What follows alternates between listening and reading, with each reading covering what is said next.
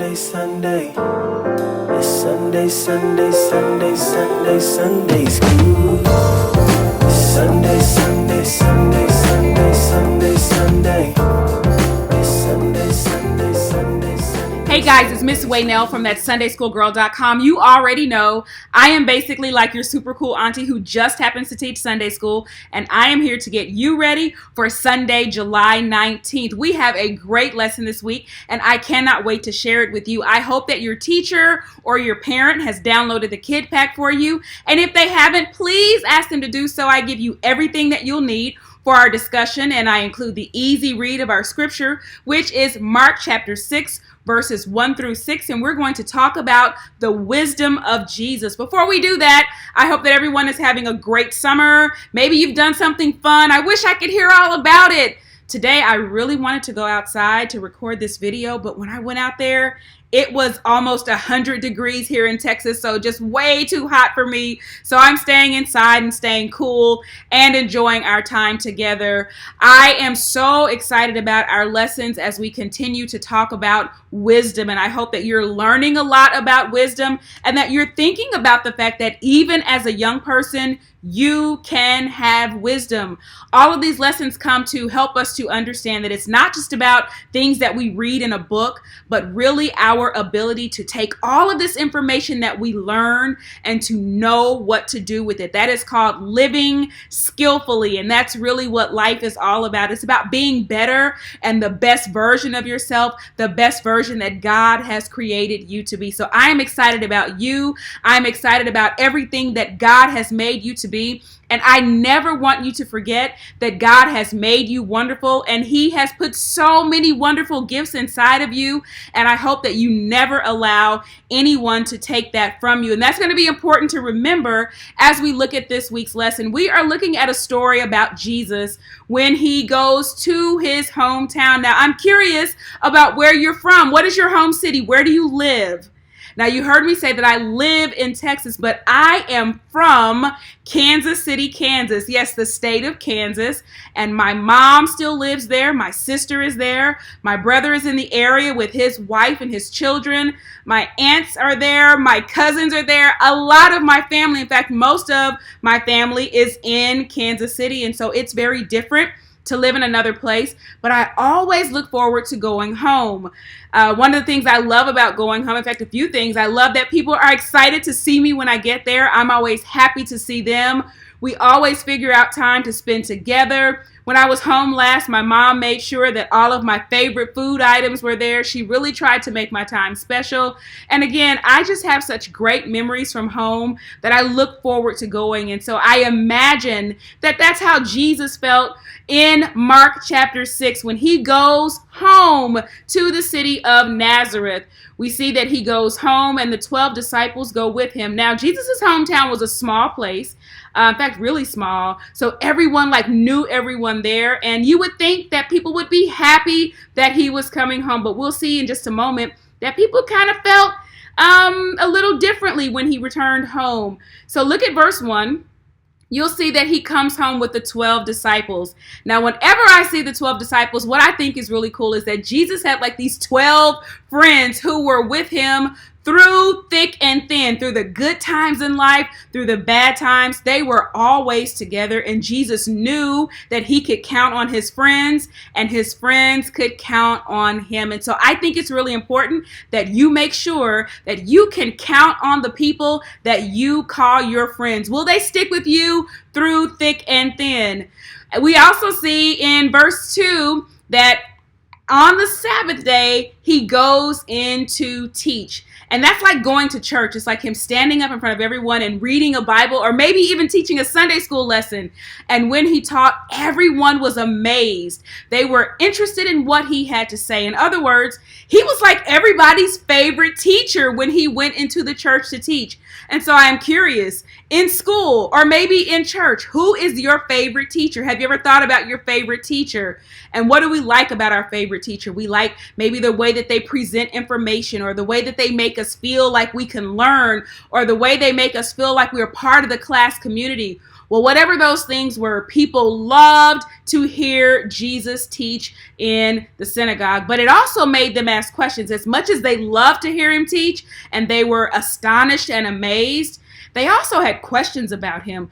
Who did he think he was? Remember, he was from that town, and here he comes back, and now he's a hotshot preacher, and he thinks he's so important, and the people had a problem with that. Who does he think he is? Why does he say stuff like that? Where did he get this wisdom? He's even performing miracles. Where does he get the power to do all that? And so they were skeptical. Skeptical is when people are not quite sure what they think about you, so they ask a lot of questions about Jesus, and instead of being excited that he was there, we find out that his people in his hometown actually reject him. They're not excited that he's there. In fact, they say, that's just Jesus. He's just from down the street. He's a carpenter. Remember, that was his job. He did things like with woodwork and brick and stone. And they were like, he's just the guy down the street who does the carpentry work. And his mom is just Mary, and his brothers and his sisters. Like, we know his whole family. In other words, they were trying to say he's nobody important. But you and I know that that is not true. Jesus was very important. But I also want you to pay attention to this part of the lesson, because this really deals with rejection. And rejection is a word that is really hard for us to work with because it's not fun. What does rejection feel like? Well, maybe you've had a friend before, and for whatever reason, that friend decided that they didn't want to be friends with you anymore. That's rejection. And I'm sure it hurt your feelings. It just didn't make you feel good. Why wouldn't someone want to be your friend? Or maybe you've been in a situation where there was a birthday party going on, and it seemed like everybody else in your class or all of your friends got an invitation, but you did not get one. That is also rejection. And rejection is really hard. Maybe you've tried out for a sporting team before in school and you weren't chosen. If you've ever tried out for cheerleading or the drill team and you were not chosen, all of that is rejection. And you know, it makes us feel like maybe we're not good enough, or maybe we weren't worthy to be a part of the team. But Jesus does not take that mentality. As we continue to read, Jesus says, this doesn't really surprise me. Everywhere else I go, people are excited about me when I come. But when I come to my hometown, I can't get any love here. And that was hard for Jesus. And because of that, the people in his hometown missed out on a really great person. There are sometimes people that miss out on something great when they don't get to engage, for example, with you. They're missing out on how kind you are, how smart you are, what a great contributor you are. They're the ones who miss out. And that's what happens in Nazareth, because the Bible tells us that because the people did not believe in Jesus and because they rejected him, they were the ones that missed out because he did not perform any miracles in his hometown. They could have been blessed just like everybody else, but they didn't want it, and Jesus did not force himself on the people. He decided that he would do a little bit of work there, and he was actually shocked and amazed by the way they responded, but he didn't choose to fight back. He didn't try to get back at anyone or to be vindictive. He just left things as they were, and then he went about his way, and he went to places where people were excited that he was there. So again, I think this is a really great lesson, a lot that we can all think about. And again, rejection is never fun, but it's part of life. And if you think about it, just about every person in the world has been rejected at some time. And no, it doesn't feel good. I've even dealt with rejection before, when something just didn't work out, when a friendship didn't work out. I know what that feels like, and it's not easy, but it does not change how great you are. The fact that someone doesn't choose you does not change the fact that God has chosen you, and he's made you so unique and so special. And Jesus shows us how to deal with rejection. He doesn't get mad. He doesn't try to take it out on anyone. In fact, Jesus prays for those who reject him. We see that in other parts of the scripture, that he prayed for people who did not treat him well. And so we can follow Jesus's example, and we should never use our words to be hurtful to other people. Think about the words that people said about Jesus. Oh, he's just a carpenter. Oh, he's just Mary's son. We should never use our words to diminish others or to make them feel badly. But most of all, make sure that you never, ever, ever reject Jesus. Don't be like the people in his hometown who rejected him and who did not take to heart the fact that he was there and he wanted to help. That is wisdom. Wisdom is when we can know that someone is able to help us and we're able to receive the things that they are able to give to us. Sometimes Jesus said things that were difficult for people to hear,